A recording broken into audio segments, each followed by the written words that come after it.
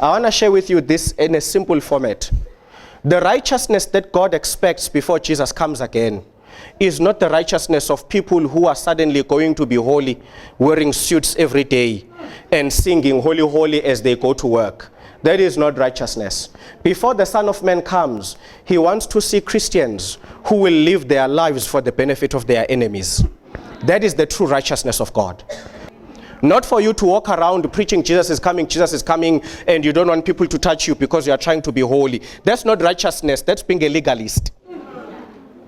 But what Jesus is expecting in the last days is righteousness.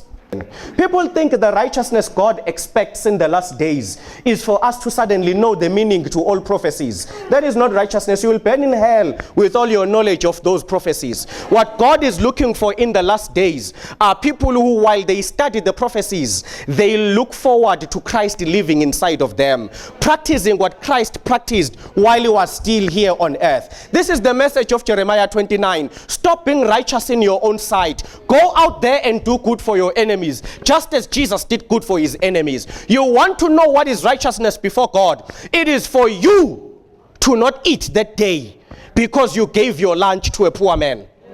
That's righteousness. You are busy fasting, telling us Daniel fast, this fast. All of those fasts are not even in the Bible. It's inventions of people who want to look smart.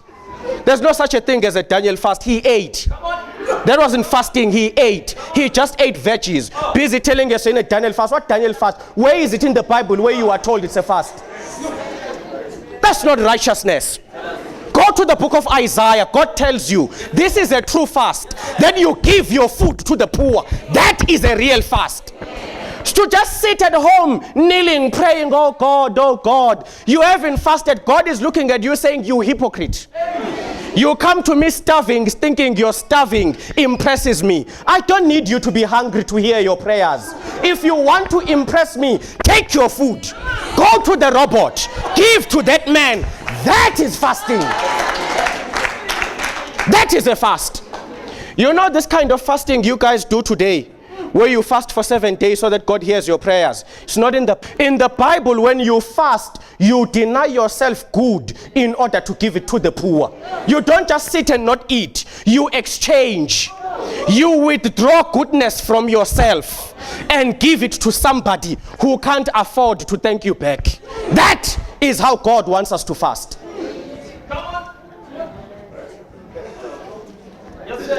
In the last days, God is not looking for people who know how to keep the law. He's looking for people who know how to walk in his character. Because his character is the law and grace and everything combined. That's what God is looking for. So the next time you tell us you are fasting, listen to me. When you fast for 7 days and not eat and God answers you, he didn't answer because you were starving. God has been answering people in full stomachs. He doesn't need, look, by the way, if you fast for God to hear you, think about it, you are insulting him. You are saying he's a God who's so cruel. He only answers when we are in pain. What kind of a cruel God is that who needs me to be hungry in order to take care of me? God has never asked for this immoral fasting, this self-righteousness fasting. God has called for true fasting, where the soul neglects its goodness for others. So I wake up in the morning, I make my expensive sandwiches, not for myself. Then I get to the robot, I see that man and I say, I'm fasting. Here, eat. Because true righteousness finds Jesus in all who cannot do anything for themselves. You look at an orphan and you see Jesus in the face of an orphan. So you're not just feeding the orphan, you are feeding Jesus. That's why he says, when I come, I will separate the goat and the sheep. And I will say to you, the sheep, when I was in hospital, you visited me. When I was in prison, and they will ask, when did we do it? And he will say, that guy at the robot that you fed, that was me.